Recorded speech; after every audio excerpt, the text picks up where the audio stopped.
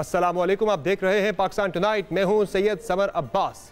Deadlock और सिर्फ deadlock. मुल्क में एक दिन इलेक्शन कराने के लिए सुप्रीम कोर्ट की सीढ़ी के जरिए जो सियासी जमातें एक दूसरे के करीब आई थी, वो बज़ाहिर एक बार फिर से एक दूसरे से दूर हो रही है और ये मामला अब मुकम्मल तौर पर बंद गली में आ गया है। बिलखुसूस तहरीक इंसाफ ने बबांग दौहल यह ऐलान कर दिया है कि अब वो हुकूमत से मुज़ाकरात में कोई दिलचस्पी नहीं रखती। ये अहम पेशरफ्त आज उस वक्त सामने आई जब मुल्क में एक दिन इलेक्शन कराने के लिए सुप्रीम कोर्ट में चलने वाले अहम मुकदमात की समाअत हुई।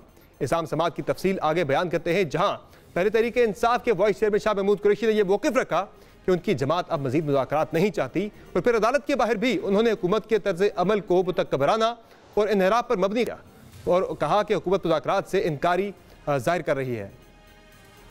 डिफाइंस का वो फैसला कर चुके हैं और एरोगेंस का वो मुजाहिरा कर चुके हैं कि सियासत में रास्ते बनाए जाते हैं, दरवाजे खोले जाते हैं, बंद नहीं किए जाते, लेकिन हम किसी नतीजे पर नहीं पहुंच सके। एक तरफ मेज पे बिठाते हैं, दूसरी तरफ मुकदमे बनाते हैं, एक तरफ मेज पे बिठाते हैं और दूसरी तरफ गिरफ्तारियां करते हैं।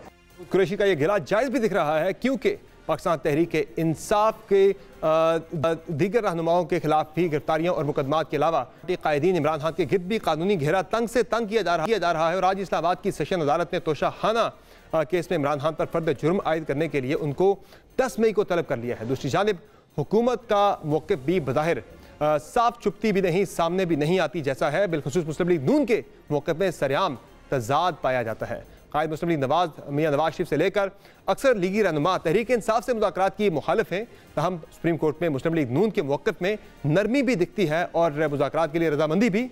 आज अदालत में सीनियर रहनुमा ख्वाजा साद रफ़ी की राय में सियासी मामला सुलझाने की झलक भी दी, मुज़ाकराती मेज़ पर बैठने का इरादा भी, लेकिन PTI की जानिबबाजी करने पर भी मोतरज़ दिखाई दिए। इमरान खान साहब को किस बात की जल्दी है? क्या वो चंद हफ्ते सब्र नहीं कर सकते पाकिस्तान के लार्जर इंटरेस्ट में? क्यों जरूरी है कि इंतखाबात जो हैं वो 14 तारीख को हो या उसके 10 दिन बाद हो?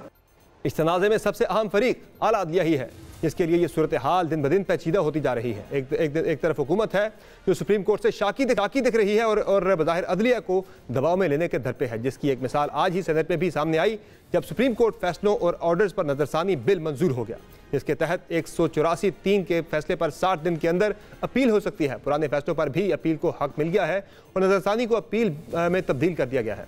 इस अपील को सुनने के लिए लार्जर बेंच बनाना होगा और इस दौरान वकील तब्दील करने की भी आज़ादी होगी। दरअसल इस पेशरफ्त का मकसद बज़ाहिर मियां नवाज शरीफ को रिलीफ दिलवाना है। दूसरी जानिब पाकिस्तान तहरीक इंसाफ है जो अपने तमाम मसाइल का दरियाफ्त अदलिया के फैसलों में ढूंढ रही है और अदलिया की बारादस्ती के लिए बज़ाहिर सियासी मुहिम चला रही है। कल भी तहरीक इंसाफ ने चीफ जस्टिस की हमायत में रैली का ऐलान कर रखा है। इस तमाम सूरत हाल में अदलिया के किरदार को बड़ी गहरी निगाहों से देखा जा रहा है, जो फिलहाल अभी तक बहुत तहम्मुल और बुर्दबारी का मुजाहरा करने का दावा कर रही है। ताहम ये बावर भी जरूर करा रही है कि 14 मई को पंजाब में इलेक्शन कराने का हुक्मनामा अपनी जगह मौजूद है। आज की अहम समाअत के दौरान चीफ जस्टिस उमर अता बंदयाल ने रिमार्क्स दिए कि मुज़ाकरात नाकाम हुए तो अदालत 14 मई के फैसले को लेकर बैठी नहीं रहेगी। अदालत ने फैसले पर आइन के मुताबिक अमल करना है। पीपल्स पार्टी के वकील फारूक नाइक ने हुकूमत का जवाब जो है अदालत ने पढ़कर सुनाया और कहा कि लेवल प्लेइंग फील्ड और एक दिन इंतखाबात पर इत्तफाक हुआ है, लेकिन असम्बली तहलील की तारीख पर इत्तफाक नहीं। मुल्क की मुफाद में मुज़ाकरात का अमल बहाल करने को हुकूमत तैयार है।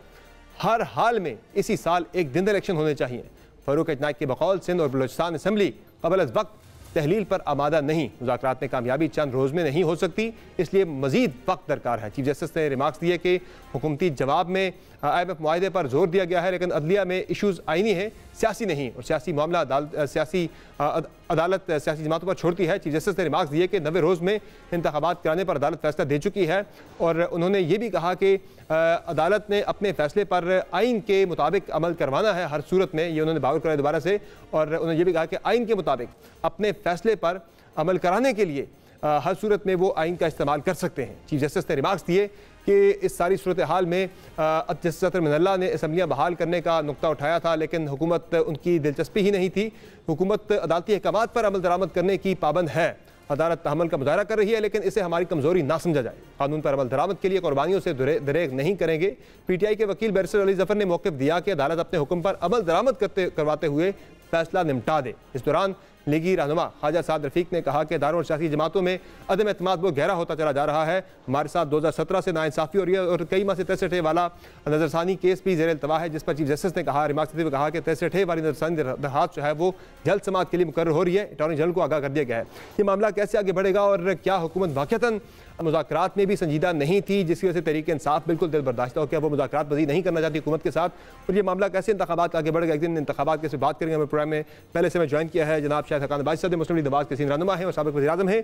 अगले हिस्से में हमें ज्वाइन करेंगे शाह महमूद कुरैशी साहब, उनसे जानेंगे कि PTI क्यों मुज़ाकरात नहीं करना चाहती, क्या ऐसा कोई मार्जिन है कि PTI दोबारा मुज़ाकरात की मेज़ पर आ जाए। सर बहुत शुक्रिया, आपने कीमती वक्त दिया आपने प्रोग्राम में, आज के प्रोग्राम में। सर ये बताएं कि आपकी तरफ से, आपकी पार्टी की तरफ से पहले बहस ये रही कि 3-2 के फैसले को हम नहीं मानते, ये 4-3 के फैसले को हम 4 जजेस के फैसले को मानते हैं। लेकिन आज जिस तरह से पटिशन भी वहाँ पे डाली गई इसहाक डार साहब की तरफ से आ गई और उसके बाद फिर आपने मुज़ाकरात के लिए मज़ीद वक्त भी जाके मांगा, मोहलत भी, तो फिर आप मान रहे हैं आप उस 3-2 के फैसले को 4 मई वाले 4 अप्रैल वाले? ये भी भूल गया 3-2 क्या था और 4-3 क्या था, भूल गया। यकीन करें कोई याद नहीं है, इतने फैसले हुए हैं, इतनी। मैं 4 अप्रैल वाले फैसले की बात कर रहा हूँ सर जी, 4 अप्रैल वाला जो फैसला था। मैं यकीन करें मुझे बिल्कुल गया जी, कोई इंटरेस्ट भी नहीं है, कोई इंटरेस्ट नहीं है। ये अगर फुल कोर्ट बेंच बना देते आज ये झगड़ा ही ना होता, ये बात ही खत्म हो जाती। तो जिसमें अदालतें भी फरीक बन जाएं, अपनी मर्जी के फैसले लेना चाहें, बेंच भी खुद बनाने शुरू कर दें, पार्लियामान के बनाए हुए कानून जो कानून नहीं बना उसको भी पहले एक तरफ कर दें, कुछ दाल में काला लगता है। दाल में काला लग रहा है जी। मैं आपसे सामने में 4-5 बातें रखी हैं सर, मैं नहीं कहता, पूरी आप अवाम भी कहते हैं, वकील भी कहते हैं और आज जज खुद भी कह रहे हैं। ये आपको जो दाल में काला दिख रहा है, इसी वजह से आपने फुली टेक ऑन करने का फैसला किया अदालतों के खिलाफ, चीफ जस्टिस के पर्टिकुलर जजेस के खिलाफ, पर्टिकुलरली सुप्रीम कोर्ट के, कि एक तरफ आपने PSC में मामला मूव कर दिया एक जज के खिलाफ, दूसरा आप PSC में जजेस की मराद के वाले से आप रजिस्ट्रार को भी बुला रहे हैं।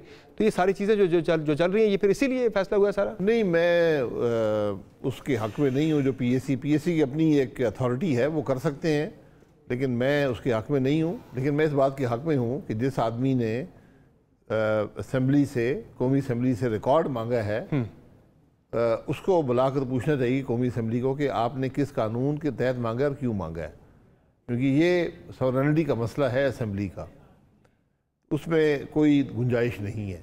ये बड़ा ज़रूरी है।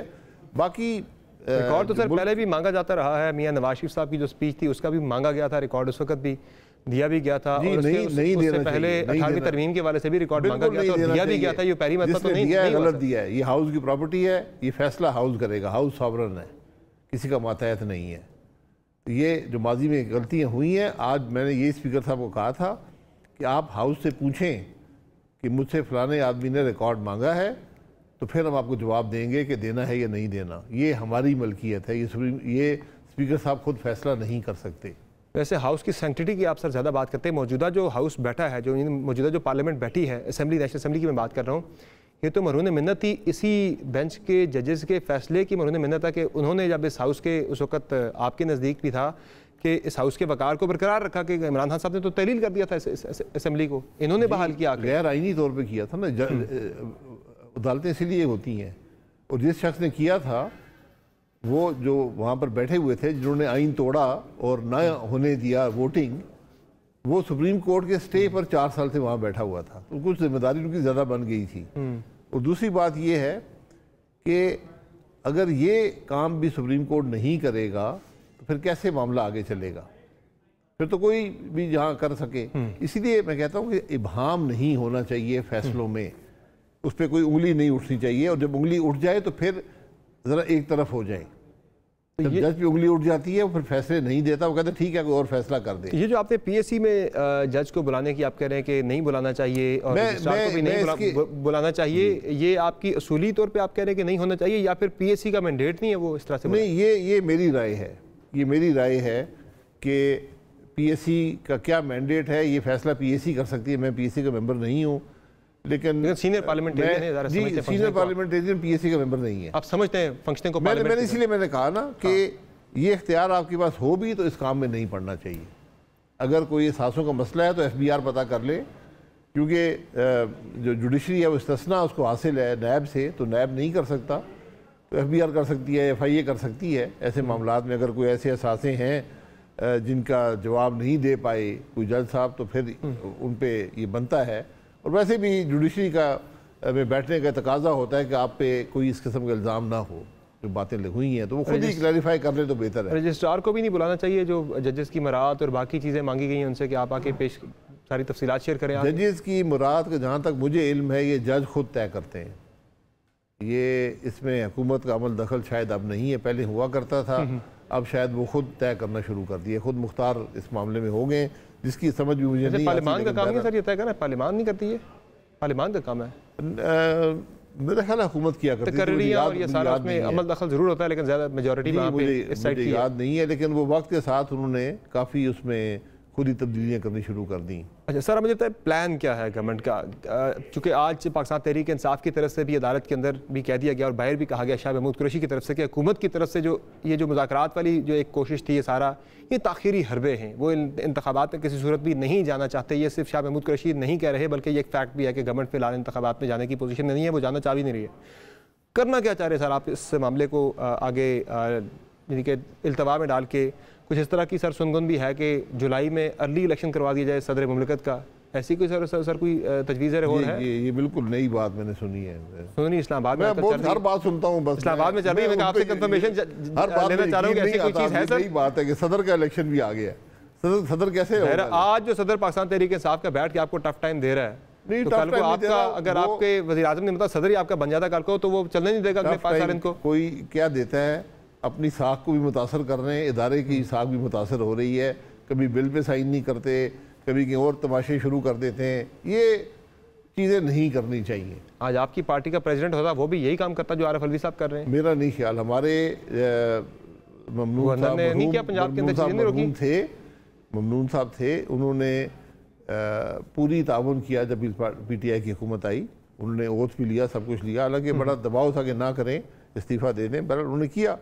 तो ये इदारों की साख बहाल नहीं। आपके गवर्नर साहब पंजाब में टफ टाइम देते रहे PTI को? क्या टफ टाइम दिया? वहाँ पे टफ टाइम देते रहे PTI को? उनका कोई ऐसा अमल नहीं है, उन्होंने हमेशा जो कानून आए उनमें साइन किया है। असेंबली की तहलील के मामले तक कोई उन्होंने साइन नहीं किया था उस मामले को? जी, कोई गलत तहलील हुई थी, बदनीयती पे तहलील हुई थी। इख्तियार है, वज़ीर आला का इख्तियार है आइन के अंदर। वज़ीर आला शाह रात को कह रहा था कि मैं असेंबली तहलील नहीं करूँगा, सुबह तहलील करके PTI का सदर बन गया। भारत समरी उनकी हाथ की लिखी हुई आ गई थी। नहीं, समरी की बात नहीं होती। देखें, कानून आप आइन को जब तशरीह करते हैं तो ये देखना पड़ता है कि इसके पीछे जिन लोगों ने आइन बनाया था उनकी नीयत क्या थी ये शिक रखने की। वो नीयत ये नहीं थी कि आप मुल्क में इंतशार फैलाने के लिए असेंबली तहलील करते फिरें। ये गुंजाइश रखी जाती है कि सुबह नहीं चल रहा किसी मकसद के लिए, किसी वजह से, तो फिर आप तहलील कर सकते हैं। सर वैसे क्या है कि अक्टूबर में इंतखाबात में चले जाएंगे या ऐसी भी कोई है तजवीज़? चूँकि हम सुनते हैं आपके वज़ीर से सुनते हैं कि 5-6 महीने आगे भी हो सकता है काम, कोई हरज नहीं है इसमें। बिल्कुल आज़म नज़ीर तारिक वज़ीर कानून हो सकता है, 2 बार ये कह चुके हैं इस हुकूमत की टर्म में कोई एक्सटेंशन नहीं हो सकती। वो 13 का मामला लटक जाएगा, अगस्त या 17 अगस्त जो भी तारीख है उसको हुकूमत की टर्म पूरी हो जाएगी, उसका एक्सटेंशन नहीं मिल सकती। ये खाम ख्याली है अगर किसी ने जिक्र किया है तो। बाकी इलेक्शन में 8 अक्टूबर की तारीख दी है इलेक्शन कमीशन ने, मेरा ख्याल है वो सब के लिए मौजूद है। पूरे पाकिस्तान में एक दिन इलेक्शन हो जाएगा, वरना आज आप पंजाब में कराएंगे, कल KP में कराएंगे, फिर 2 सूबे रह जाएंगे, फिर कौमी असम्बली बाद में आएगी। अब चूँकि वो वक्त नज़दीक आ गया तो आज भी सर कहा है कि 14 मई का ऑर्डर हमारा अभी भी बरकरार है। 14 मई को इलेक्शन करवा लें, फिर करवा लें तो बात खत्म हो जाए। हो पाएगा ये इतने कम टाइम में? नहीं, मुझसे क्या पूछ रहे हैं, मैं तो कह रहा हूँ कि थोड़े जो भी हुआ है उसको एक तरफ रख के इलेक्शन कमीशन कह रहा है कि 8 अक्टूबर को करवा लें तो करवा लें। अब कभी इधर से कभी दाएं कभी बाएं, कभी हमने सुना आपने बताया कि सुप्रीम कोर्ट ने कहा है कि आपस में मुज़ाकरात कर लें, वो बेचारे मुज़ाकरात को बैठ गए तो फिर वो नीचे से उन्होंने कालीन ही खींच लिया कि हमने तो कहा ही नहीं था। तो अब अजीब सी बात है। सर वैसे आप तो कहते रहे पहले भी कि 90 दिन में इंतखाबात होने चाहिए। जी, मैं आज भी कहता हूं, अंदर भी 90 दिन के अंदर इंतखाबात, KP के अंदर भी नहीं हो सके तो जी, लेकिन इंतखाबात कराना इलेक्शन कमीशन का काम होता है। उसने लिख के आपको उज़रदारी दे दी है कि क्यों नहीं हो सके। अब उसकी बात को कबूल कर ले। उसने कहा यार कि पूरे मुल्क में ये सारा मामला पहले दिन से इसमें मुलव्वस हुई है सुप्रीम कोर्ट। जिस तरह उन्होंने तशरीह की कि कौन वोट देगा और कौन नहीं देगा, वहाँ से मामला शुरू हो गया और ये सारी खराबी पैदा हुई है। तो अब इसको निपटाई मेरा ख्याल है। अब इस मुल्क के आज हकीकत में आपको बताऊँ, इस मुल्क के मसाइल ये नहीं है। हमारे बेपनाह मसाइल हैं, जिन बातों में उलझे हुए हैं, ये इस मुल्क का मसला नहीं है। एक डिबेट तो है ना सर कि आज जो इतनी कन्फ्यूजन है मुल्क के अंदर, अर्ली इंतखाबात हो जाएं, जल्द इंतखाबात हो जाएं, तो फिर भी वो कन्फ्यूजन है जो गैर यकीनी है वो खत्म हो सकती है। गैर यकीनी कैफियत क्यों पैदा हुई? बदनीयती से तहलील की आपने असम्बलियाँ, मुल्क के मसाइल क्या हैं, कभी सोचा है, किसी ने बात की है? मैं सुनना चाहता हूँ कि यार कि मीशत की बात भी करें, मुल्क के मसाइल की बात भी करें, आप कहाँ जा रहे हैं, क्या आपके हालात हैं। तो जुड़िए सियासी गैर यकीनी के साथ जुड़िए सारी। जी, तो सियासी गैर यकीनी ना पैदा करें ना। अगर आप जिम्मेदार लीडर हैं तो आप असम्बली तहलील ना करते फिरें। इमरान खान के दौरे हुकूमत में हम कहा करते थे कि इमरान खान जो है वो सियासी जो है वो सेटलमेंट यानी कि करना नहीं चाह रहे, खुद ही सियासी माहौल को ठीक है, वो गिरफ्तारियां कर रहे हैं अपोजिशन के बंदों की। आज सारा कुछ वो आप लोग वही सारा कुछ कर रहे हैं, उनके बंदे पकड़े जा रहे हैं। वफाक किसी गिरफ्तारी में मुलव्वस नहीं है। जो कुछ है वो इंटरिम गवर्नमेंट है, वहाँ पर जो खराबियाँ पैदा हुई हैं उसका वहाँ की डिपार्टमेंट से नोटिस लिया है। अगर यहाँ भी कोई ख़राबी है वो भी किसी ने दिया है तो एक किसी की गिरफ्तारी नहीं हुई। हमें तो शहबाज शरीफ साहब को गिरफ्तार करके 6 मुख्तलिफ केसों में मुलव्वस करने की कोशिश की गई। 18 महीने गिरफ्तार रहे। यहाँ तो 2 दिन बाद चीखना शुरू करते थे, मैं किसी की गिरफ्तारी के हक में नहीं हूँ। लेकिन अगर आप पे कोई इल्ज़ाम लगता है, अगर आप सियासी लीडर हैं, अवाम के नुमाइंदे हैं, सीना तान के बाहर आ जाए, अदालतों के पास पहुँचे, पुलिस के पास पहुँचे, मैं आगे बताओ भाई क्या क्या क्या तकलीफ है आपको। 121 केस, एक साबिक वज़ीर आज़म आप भी रहे सर, 121 केस वगैरह मेरे खिलाफ 121 केस होंगे। अगर आप 121 दफ़ा आप एक ट्रैफिक लाइट पे गुजर रहे हैं, 121 दफ़ा गुजरेंगे तो 121 केस ही बनेंगे। गिरफ्तारी हुई है, कर नहीं सके। अदालत का हुक्म था, अदालत का हुक्म था कि ये शख्स नहीं आता, गिरफ्तार करके लाया जाए। पुलिस ने नहीं किया क्योंकि वो चाहते थे कि यहाँ कोई जान ज़ाया हो जाए, तरह बढ़ा लें। करना तो चाह रहे थे, कर नहीं सके। मेरे भाई, जब हुकूमत करना चाहे तो सब होता है, लेकिन आप जो आदमी जानी इंसानी जानों से खेलना चाहे ना, हम उसके खेल में शामिल नहीं होना चाहते। मैं ये सही किया है राना सनाउल्लाह साहब ने कि वहाँ पे बर्दाश्त का मुजाहरा किया है। सर ये बताएं कि 184(3) के हवाले से जो रिव्यू का कानून था वो आज बदल दिया गया है, उसको तकरीबन अपील के बराबर का दे दिया गया सारा उसमें राइट कि आप 60 रोज़ के अंदर कर सकते हैं, नज़रसानी दायर कर सकते हैं, और वो लोग भी कर सकते हैं जिनको 184(3) के तहत पहले भी सज़ाएं हो चुकी हैं जी, और वकील भी तब्दील आप कर सकते हैं। पहले वाले बेंच से बड़ा बेंच बैठेगा। लग रहा है कि ये सारा जो है ना घुम घुमा के बाद मियाँ नवाज शरीफ ही जाके आती है कि उनको रिलीफ देना है किसी न किसी तरह से। आपने जुल्म किया तो रिलीफ देना चाहिए। आप जब ये सारा सो मोटो नोटिस पे है, सो मोटो नोटिस लेते हैं, खुद कहते हैं कि यार इसने ये जुर्म किया है, यानी आप मुद्दई भी बन गए, आप तफ्तीशी भी बन गए, आप जज भी बन गए, प्रोसिक्यूशन भी आप कर रहे हैं। उसके बाद आप कहते हैं मैं तुम्हें अपील का हक नहीं दूंगा। ये कौन सा इंसाफ है? अपील का हक आइन के अंदर बुनियादी हक है। आप कहते हैं नहीं मैं नहीं दूंगा। भाई आपके फैसले जो हैं वो वैसे भी अपील मांगते हैं। जो फैसले सुप्रीम कोर्ट ने किए हैं, खासतौर मियाँ नवाज शरीफ का 28 जुलाई 2017 वाला जो फैसला है, उसको क्या तारीख कबूल करती है? क्या लोग कबूल करते हैं? क्या कानूनदान कबूल करते हैं? आपने एक मजाक बना लिया। मानते हैं कि ये ज़्यादती के अदाले के लिए ये सारी तरमीम की गई है। उससे भी बड़ा मजाक आपने बनाया है कि अभी वो मुल्क का कानून बना भी नहीं था, पार्लियामान ने पास कर दिया, नोटिफाई नहीं हुआ, आपने उसको सेट असाइड कर दिया। इसकी मिसाल दुनिया में नहीं है। उसके बाद आप पार्लियामान के बने हुए कानून को आप तब्दील नहीं कर सकते। उससे मिलता जुलता आपने एक और कानून बना दिया आपने। जी बिल्कुल, एक और बनाएंगे। अच्छा। एक सेट असाइड करेंगे, 2 और बनाएंगे। अच्छा। ये हमारा हक है, ये पार्लियामान का हक है। तो सर एक चीज़ के ऊपर मुझे इमरान खान साहब और नवाज शरीफ साहब एक पेज पे दिखाई देते हैं। नवाज शरीफ साहब जब गिनते हैं कि मेरे साथ जो ज्यादती हुई उसमें जो जिन 3 शख्सियात को वो गिनते हैं उनमें जनरल बाजवा साहब का वो नाम लेते हैं। खान साहब भी जिन शख्सियात का नाम लेते हैं उनमें भी कहते हैं जनरल बाजवा साहब ने बड़ी ज्यादती की मेरे साथ। तो दोनों का जो कॉमन है वो जनरल बाजवा साहब ज़रूर है। किसी एक चीज़ पे आपका इत्तेफाक की राय ज़रूर है। उनके खिलाफ किसी किस्म की कल को कोई कार्रवाई के वाले से कोई मिलके कोई हो सकती है, इस पर कोई इत्तेफाक की राय आपस में? क्या कार्रवाई करेंगे? कोई अदालत में कोई डाल दें, आप केस वगैरह कोई भी कर लें। आप लोग दोनों अपने आप को कहते हैं कि हम इफेक्टिव हैं उनके। इमरान खान साहब हुकूमत में थे तो कार्रवाई कर लेते। आज भी एक हुकूमत है, वो भी कार्रवाई वो निकलने के बाद उन्हें बुरे लगने लगे। कार्रवाई कर सकती है, निकलने के बाद उन्हें बुरे लगने लगे। हाँ, मैं ये कह रहा हूँ, वो हमें हमेशा बाद में बातें याद आती हैं। हमने उस वक्त भी बात की थी, 2018 का इलेक्शन चोरी हुआ, हमने कहा ये इलेक्शन चोरी हुआ है, ये जो फैसले अदालतों से लिए गए हैं ये भी दबाव के तहत लिए गए हैं। जज ने कहा मैं ब्लैकमेल हुआ हूँ। इलेक्शन के एन दौरान आपने कन्विक्शन कराई मुल्क के सबसे सीनियर सियासतदान इस सारे मामले की तहकीकात वगैरह कोई होनी चाहिए? बिल्कुल होनी चाहिए। मैं इसको ट्रूथ कमीशन बना दें, उसके हवाले कर दें ताकि हकायक सामने आ जाए। बाजवा साहब के हवाले से, हर एक के हवाले से, सही। हर एक के हवाले से जो लोग इस मुल्क में इक़्तिदार में रहे हैं, वो तारीख का हिस्सा हैं, उनके बारे में हकायक जो हैं वो अवाम के सामने। सजा जजा भी होनी चाहिए। सजा को छोड़ दें, ये सजा जजा अल्लाह ताला ही करेगा। यहाँ कम से कम हकायक अवाम के सामने। फाइनली सर मुझे ये बता दें कि राना सनाउल्लाह साहब के बकौल एग्जीक्यूटिव ऑर्डर के तहत बंदियाल साहब की बहाली का नोटिफिकेशन वापस लिया जा सकता है जब वो लाहौर हाई कोर्ट में बहाल हुए थे, तो ऐसा कुछ सोच रही है गवर्नमेंट कोई चीज़? नहीं, मुझे इसका इल्म नहीं है, मैं इसके बारे में स्पेकुलेशन नहीं करना चाहता, जिस बात का मुझे इल्म नहीं है। वैसे आज शाह महमूद कुरैशी साहब ने ऑन अ लाइटर नोट आप ही के बयान का हवाला दिया। वो कह रहे हैं शायद खाकान अब्बासी साहब कह रहे हैं कि 85 अरब की गंदम में से 20 अरब की चोरी हो गई, 21 अरब ये इलेक्शन के लिए नहीं दे पा रहे। उनकी हुकूमत जो थी पंजाब में, उसमें हर रोज़ 20 अरब की चोरी होती थी।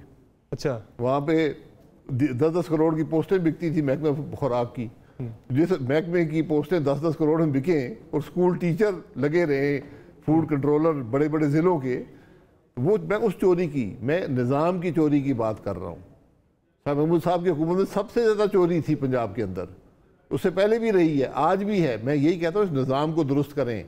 आज ना सियासी निज़ाम में क़ुव्वत है, ना आपके इंतज़ामी निज़ाम में क़ुव्वत है कि वो इन खराबियों का मुकाबला कर सके। वो चीज़ 84 अरब दिया वज़ीर-ए-आज़म साहब ने कि गुरबा तक रमज़ान शरीफ में आटा पहुँच सके, उसमें से भी निज़ाम चोरी करता है। Thank you so much sir, बहुत बहुत शुक्रिया सर, आपने प्राइम में कीमती वक्त दिया। नाज़रीन, आपने तफसीली गुफ्तगू मिली शायद खाकान अब्बासी साहब की, जो कह रहे हैं कि निज़ाम के अंदर जो करप्शन है, चोरी है, उससे रुकना चाहिए, चाहे गवर्नमेंट किसी की भी हो। यहाँ एक मुख्तर ब्रेक लेंगे, ब्रेक से वापस आएंगे, बात करेंगे शाह महमूद कुरैशी साहब के साथ। हमारे साथ रहिएगा।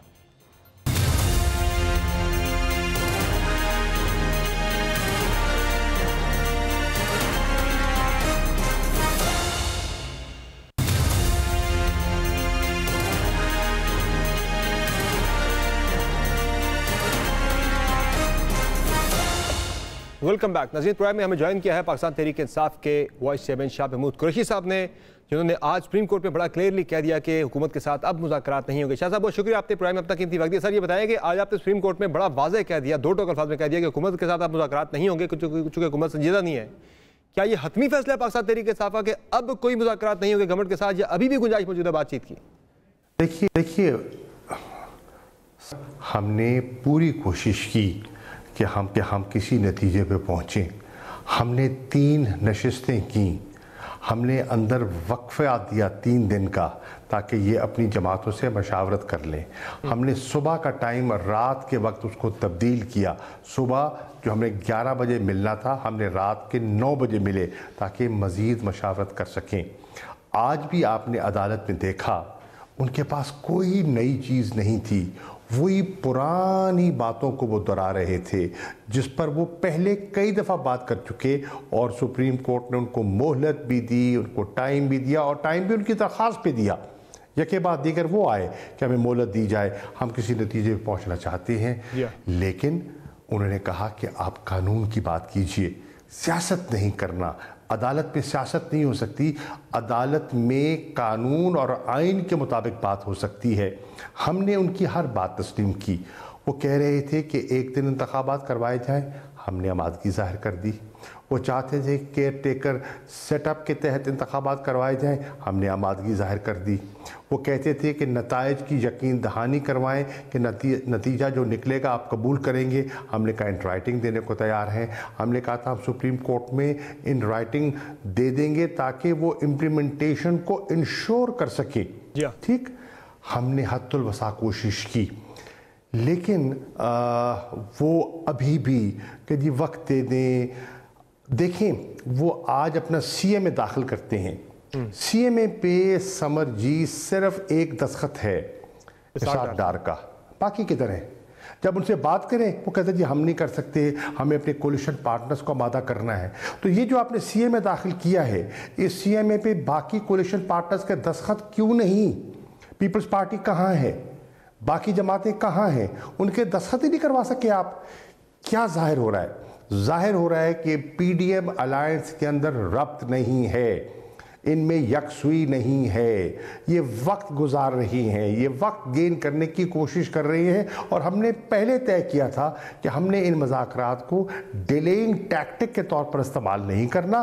कौमी इत्तफ़ाक़ राय अगर इसे जन्म ले सकती है तो अच्छी बात है, लेकिन हमें ऐसा दिखाई नहीं दिया। चुनाचे हमने कहा कि गुफ्तन नशस्तन बरखासन का मानी कोई नहीं है और अब बात ख़त्म हो गई और जो सुप्रीम कोर्ट का फैसला है हम कबूल करेंगे। में एक चीज़ में यकसुई ज़रूर पाई जाती है, वो नज़र आ रही है कि कुछ भी हो जाए इंतखाबात नहीं देने पाकिस्तान तहरीक साहब को, चाहे जो मर्जी हो जाए। उसमें वो कामयाबी अभी तक नज़र आ रहे हैं। जब मुज़ाकरात हो भी रहे थे, आप उनका कर भी रहे थे, आपको क्या 1% भी यकीन था कि ये इंतखाबात पर राज़ी हो जाएंगे? और क्या आपने कोई गुंजाइश रखी थी, आपने माना था कि वहाँ बजट के बाद जो है इंतखाबात करा लिए जाए? देखिए, मुझे ये यकीन था कि वो इंतखाबात नहीं चाहते, लेकिन मैंने एक जुमला कहा था कि नाउमीदी में भी उम्मीद रखनी चाहिए। तो उस नाउमीदी के माहौल में भी हमने उम्मीदवार का जहन बनाया और हमने कोशिश की मुल्क की मफाद में। देखिए क्या कह रहे हैं ये मुल्क इस वक्त हैजान की कैफियत में है, डिसफंक्शनल हो गया है। इस वक्त पॉलिटिकल क्राइसिस है, इकोनॉमिक क्राइसिस है और इन्होंने मुल्क को कॉन्स्टिट्यूशनल क्राइसिस में धकेल दिया है। IMF के साथ इनकी बात आगे नहीं बढ़ रही। सऊदी अरेबिया, UAE के बावजूद इनके पास कम से कम 3 अरब से ज़्यादा अरब डॉलर का शॉर्टफॉल है। बजट क्या बजट पेश करेंगे? इनके पास तो रिसोर्सेज हैं बजट पेश करने के। रहने दीजिए।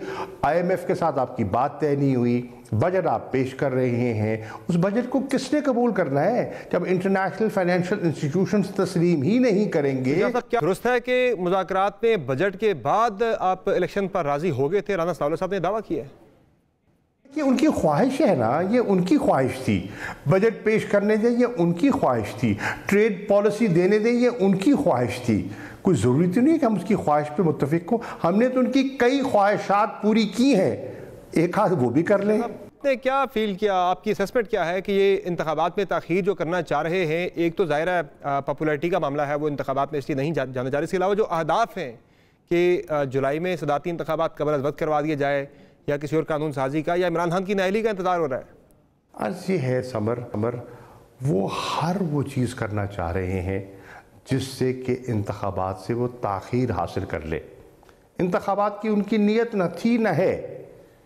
मुज़ाकरात उन्होंने किए वक्त के हसूल के लिए, और हमने फिर भी जानते हुए कि ये इनकी हिकमत अमली है, हमने कहा चले ये हुज्जत तमाम कर देते हैं।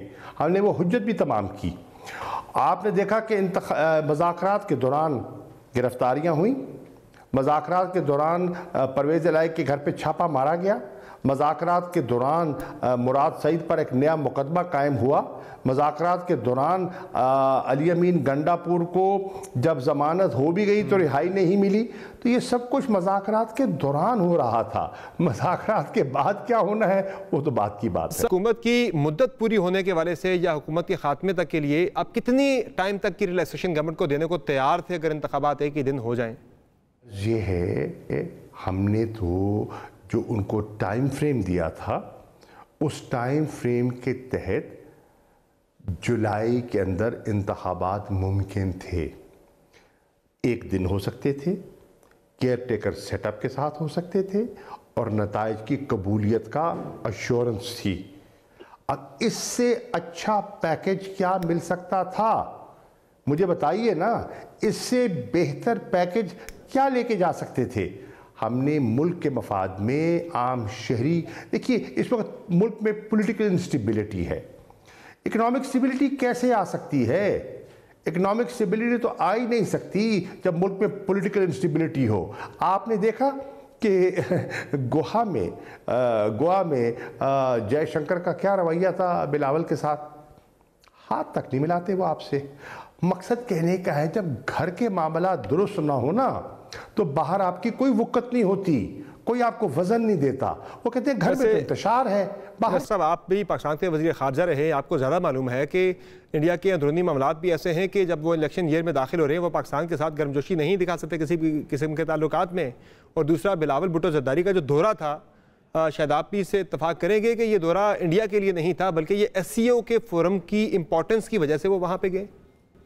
देखिए, मैंने बिल्कुल कहा, मैंने कहा ये एक मल्टीलैटरल फोरम है, SCO का इम्पोर्टेंट फोरम है, पाकिस्तान एक ज़िम्मेदार मेंबर है SCO का, वहाँ चीन है, रूस है, सेंट्रल एशियन दोस्त ममालिक बैठे हुए हैं, हम उनको हरगिज़ मायूस नहीं करना चाहते।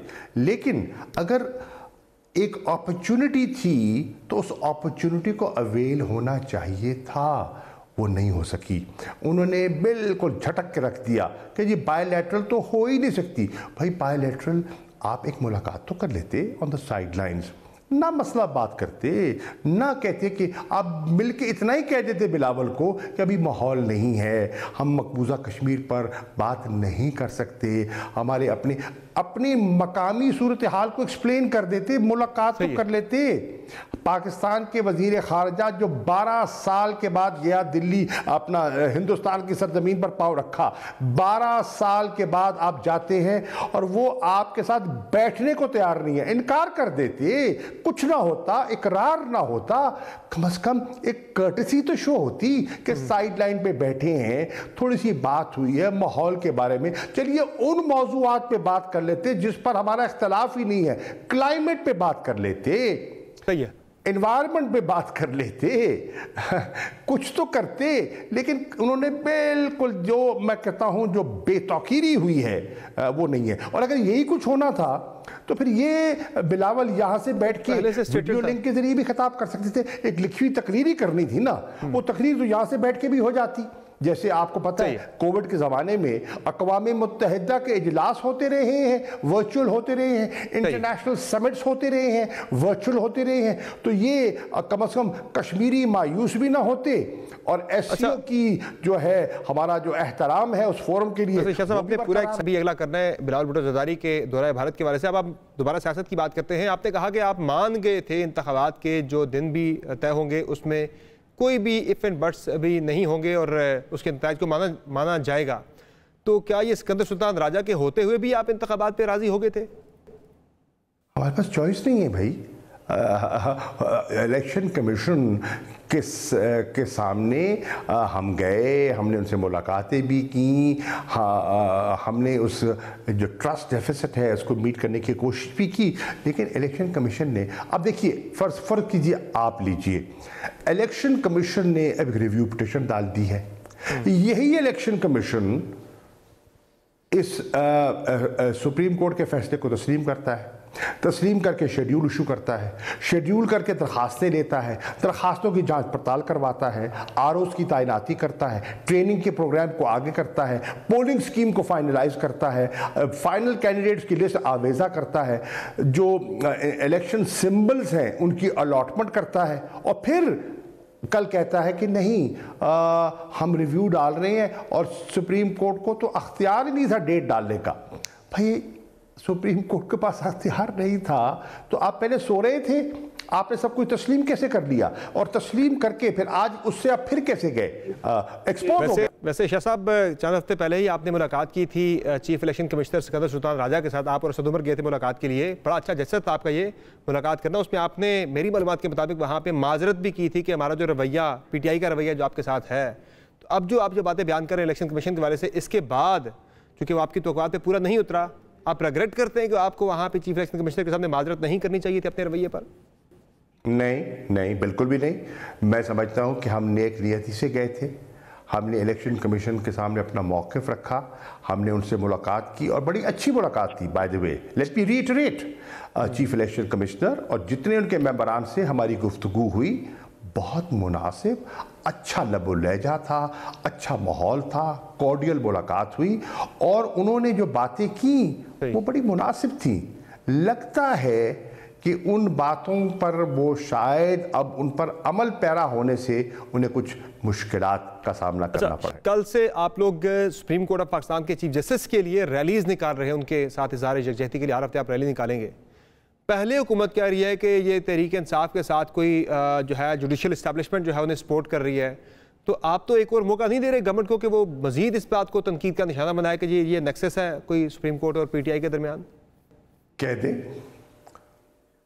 उनने पहले कौन सी कभी छोड़ी है जो अब उनको मौका नहीं मिलेगा। उन्होंने पहले, सुन लीजिए ना, उन्होंने पहले सुप्रीम कोर्ट के साथ क्या रवैया अपनाया है, उनकी तकरीरें देखें, ख्वाजा आसिफ की गुफ्तगू सुने, जावेद लतीफ़ की प्रेस कॉन्फ्रेंस देखें। आपने जो इन्होंने ज़ाती हमले किए हैं, कॉन्डक्ट ऑफ द जजेस को ज़ेरे बहस लेकर आए हैं, उनके जो वो रिकॉर्ड मांगते हैं वो पेश करने से इनकार कर रहे हैं, डिफाइंस कर रहे हैं, एरोगेंस का मुजाहरा कर रहे हैं, इससे ज़्यादा क्या कर लेंगे। देखिए, नेक्सस की बात नहीं है, हमारा ये जो मर्जी कहते रहे, हमें मालूम है कि उन्होंने आइन के मुताबिक किया। और जितने कानूनदान हैं उनसे पूछिए ना। देखिए, सियासतदान के तो अपने सियासी उसके मकासद भी हैं, ज़रूरियात भी हैं, मजबूरियां भी हैं, लेकिन जो कानून को समझते हैं वो जानते हैं कि किस तरह आइन क्या कहता है और जो सुप्रीम कोर्ट का फैसला है वो क्या है। अब उसको कोई ना मानना चाहे, उसको कोई डिफाई करना चाहे, तो ये बदकिस्मती होगी, पाकिस्तान के लिए बदकिस्मती होगी। और ये बात यहाँ रुकेगी नहीं। इसका मतलब ये है, आप आइन शिकनी करते हैं तो आप जमहूरियत पर पहला वार कर रहे हैं। आप डेमोक्रेसी को डी रेल करने के लिए आपने बीज बो दिया, आपने बीज बो दिया। मेरी बात गौर से सुन लीजिए। आप जिस निज़ाम को बचाना चाहते हैं, कहते हैं ना घर को आग लग गई घर के चिराग से, उसी निज़ाम को आप अपने हाथों से दफन करने पर तुले हुए हैं। मत कीजिए। यही हमने उनकी खिदमत में गुजारिशात पेश की। लेकिन शाह साहब, सिर्फ यही है कि ये अनफॉर्चुनेट एक फैक्ट है कि सुप्रीम कोर्ट पहले वाला फैसला बरकरार रखती है या आगे की कोई तारीख देती है अक्टूबर से पहले इंतखाबात की केपी और पंजाब के अंदर। गवर्नमेंट तो डिलेइंग टैक्टिक्स वो इख्तियार करेगी, चूँकि वो इंतखाबात में नहीं जाना चाह रही, तो वो इसमें कामयाब भी अब तक दिखाई दे रहे हैं। तो मुझे नहीं लग रहा कि अक्टूबर तक कोई इंतखाबात की तरफ गवर्नमेंट जो है जाने देगी किसी भी तरह से। तो आपका फिर जो फैसला था, कि आप सोचते हैं इस बात पे आज बैठ के, रिग्रेट करते हैं कि वो जो फैसला था अर्ली इलेक्शन का, असेंबली तहलील करने का, वो आपका फैसला ठीक था? चूँकि आप पंजाब और केपी आपने इसलिए तहलील की थी, आपको सेंटर में इंतखाबात मिला, आपको पंजाब और केपी में इंतखाबात नहीं मिल रहे, वो फैसला गलत था फिर आपका? Let them defy the supreme court.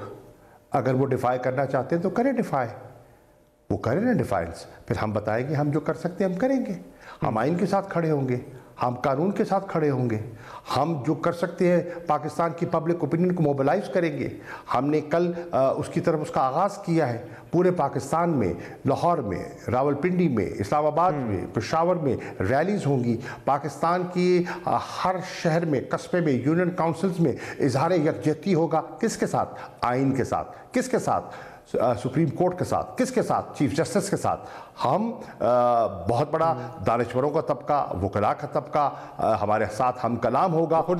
सरकारी बोली बोलने वाले लोग होंगे, एक मीडिया का वो अंसर जो उनके साथ जिनका मिलाप है वो होगा, वो अपनी बात कहता रहेगा। अच्छा शाह साहब, देख, इस वक्त प्रेसिडेंसी का जो ओहदा है, सदर का ओहदा है, वो भी मुतनाज़ हो चुका है। सुप्रीम कोर्ट के ऊपर भी इत्तफाक की राय नहीं है, वहाँ भी उसे भी कंट्रोवर्शियल बना दिया गया कहीं ना कहीं।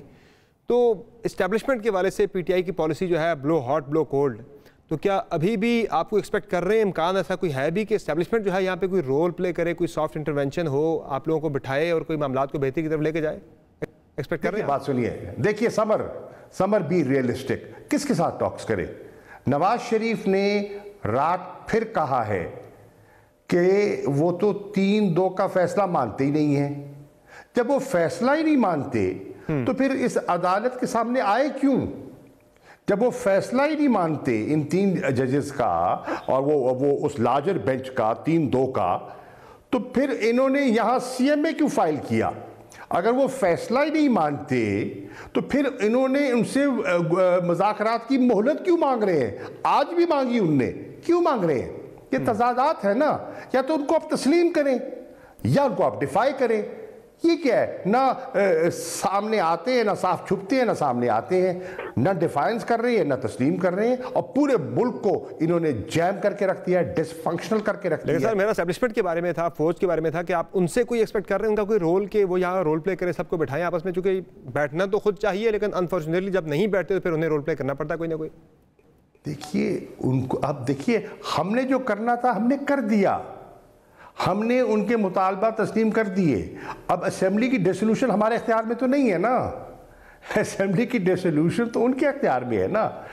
सिंध की डिसोल्यूशन तो जरदारी साहब के इख्तियार में है, नेशनल असेंबली की डिसोल्यूशन तो शहबाज शरीफ साहब के इख्तियार में है।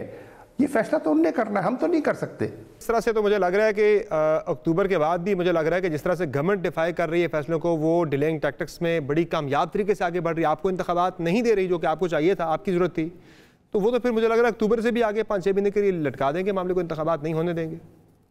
लटका ले, अगर उससे मुल्क का फ़ायदा होता है, अगर उससे मुल्क की साख बेहतर होती है, उससे अगर सियासी निज़ाम और माशी निज़ाम सुधर सकता है तो ज़रूर। वैसे बाय द वे अगर डिले होते हैं तो इमरान खान के ऊपर नायली की तलवार तो लटक रही है, जिसका शायद गवर्नमेंट को इंतजार है कि ये मौजूदा हो जाए, इमरान खान डिस्क्वालीफाई हो जाए और 10 तारीख को उन पर फर्द जुर्म भी आयद होनी है तोशाखाना केस के अंदर। वो तो पहले भी था। आपका ख्याल है कि मुज़ाकरात आगे बढ़ते तो इमरान खान को इन्हें बख्शना था? इमरान खान तो उनकी नशिस्त पर है, इमरान खान से तो खाइफ हैं, इमरान खान को तो आगे से हटाना चाहते हैं, सियासी मैदान से हटाना चाहते हैं। और उन्होंने तो वज़ीराबाद में भी हटाने की कोशिश की, उन्होंने तो जुडिशल कॉम्प्लेक्स में भी हटाने की कोशिश की। वो तो अल्लाह रखवाला है और अल्लाह ताला ने उन्हें महफूज रखा। इमरान खान को तो हटाना उनके मंसूबे का शाह साहब, ये जो मुज़ाकरे हो रहे थे गवर्नमेंट के साथ, क्या उसमें गवर्नमेंट राजी हो गई थी कि आपको लीडर ऑफ द अपोजिशन का ओहदा देगी, आप असेंबली में वापस आएंगे और लीडर ऑफ द अपोजिशन का ओहदा आपको मिलेगा? गवर्नमेंट बिल्कुल खाइफ है, कंफ्यूज्ड है, इनको पता है कि हम वापस आ सकते हैं। डरे हुए क्यों डरे हुए हैं? डरे हुए इसलिए हैं कि जिस दिन तहरीक इंसाफ वापस आ गई तो जो उनका पॉकेट हिज़्ब इख्तलाफ का लीडर है वो रहेगा नहीं, वो फारिग हो जाएगा। जो इन्होंने मिल के मुका की एक केयर टेकर सेटअप बनाना है वो नहीं बन सकेगा, तो इसलिए खाइफ है ना, तभी हमारी वापसी। फाइनली सर है कि क्या तहरीक इंसाफ ने कोई ऐसी शर्त रखी थी कि हुकूमत जो है वो इस यानी मुज़ाकरात के अंदर लीडर ऑफ द अपोजिशन आपको बनाएगी, जो एक आपकी कोशिश भी थी पार्टी की? मैं आपको कह रहा हूं कि no sir, no, this was not discussed. Thank you sir, बहुत शुक्रिया शाह साहब, आपने प्राइम में अपना कीमती वक्त दिया। नाज़रीन, आपने तफसील गुफ्तगू मुलाहिज़ा की पाकिस्तान तहरीक इंसाफ के वाइस चेयरमैन शाह महमूद कुरैशी साहब की। प्राइम में एक मुख्तसर ब्रेक लेते हैं, ब्रेक से वापस आएंगे, बात करेंगे बिलावल भुट्टो ज़रदारी के दौरे इंडिया की, और हमें ज्वाइन करेंगी मरिया लोधी साहब। हमारे साथ रहिएगा।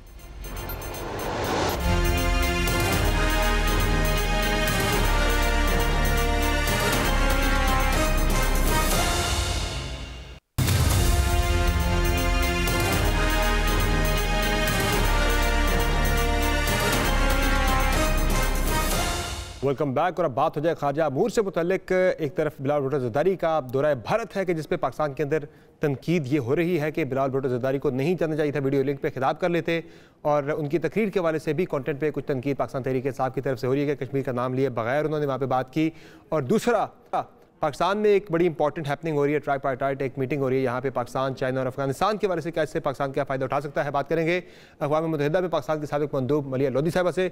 मैडम बहुत शुक्रिया, आपने प्रोग्राम में ज्वाइन किया। बिलावल भुट्टो ज़रदारी का जो दौरा भारत है, उनका भारत जाना, सबसे पहले तो ये बताएं कि फोरम जो है बड़ा इंपॉर्टेंट है, उनका जाना फोरम के लिए ही था, एससीओ को वो इंपॉर्टेंस देते हैं, पाकिस्तान देता है इंपॉर्टेंस, इसलिए वो गए। तो इस दौरे को आप कैसे देखती हैं कि बेहतर दौरा था या फिर नहीं जाना चाहिए था? बिलावल साहब को जो पीटीआई बात कर रही है कि यहीं से वीडियो लिंक पे खिताब कर लेते।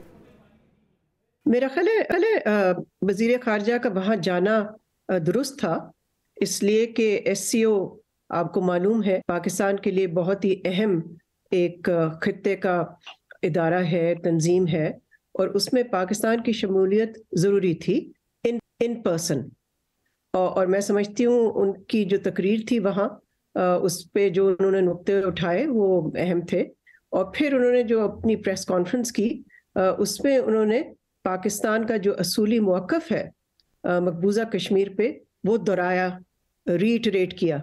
तो मैं समझती हूँ कि इस सारे कॉन्डक्ट से आप ये नतीजा निकाल सकते हैं कि उन्होंने पाकिस्तान की नुमाइंदगी ठीक की, और कश्मीर पे वहाँ जाके इस तरह से बात करना ज़रूरी था, इसलिए कि दुनिया को भी बताना है, और भारत की जो मीडिया है उसको भी ये अवेयर होना चाहिए कि किसने इस वक्त माहौल जो है बाहमी ताल्लुकात के लिए ख़राब किया है। इंपॉर्टेंट दौरा था। दूसरी तरफ डॉक्टर साहब, पाकिस्तान के अंदर भी एक हैपनिंग हो रही है कि चीन के वज़ीर ख़ारजा पाकिस्तान पहुँच गए हैं, अफगानिस्तान के वज़ीर ख़ारजा भी आ रहे हैं, और अफगानिस्तान पर एक ट्राइलेटरल मीटिंग हो रही है पाकिस्तान के अंदर।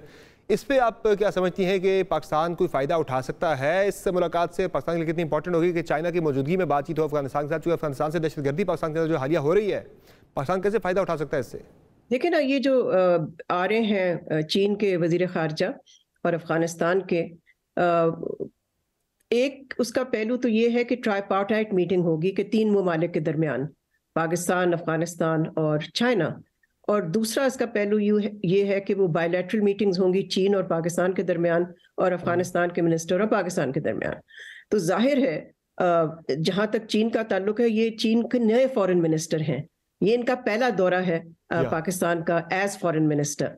तो मैं समझती हूँ कि ये अहम है ताकि एक दूसरे को अच्छी तरह से जान सकें, जो वजीर खारजा के लेवल पे इंटरेक्शन होगा।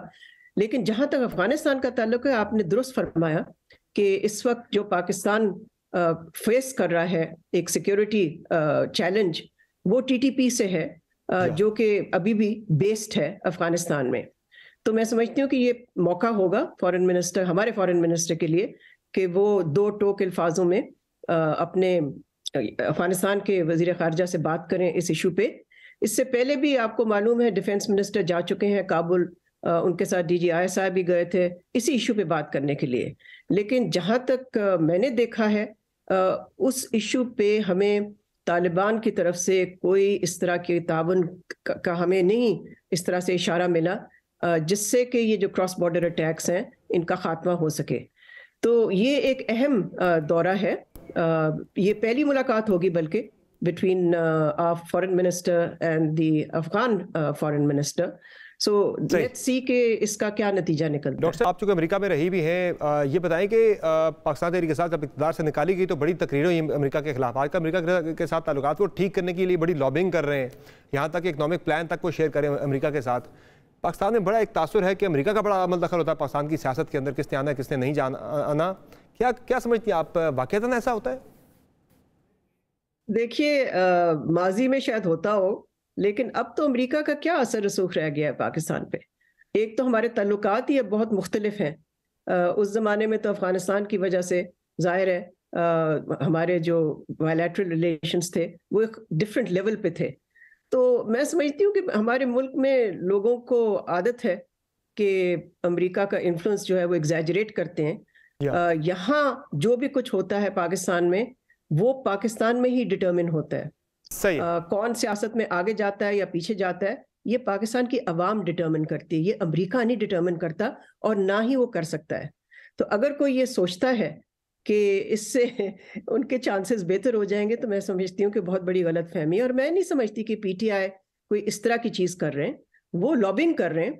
तो लॉबिंग तो मुख्तलिफ पार्टीज करती रहती हैं, जिससे कि वो चाहते हैं कि वहाँ से भी आवाज़ें उठें, उनके कांग्रेस से आवाज़ें उठें पाकिस्तान के हवाले से।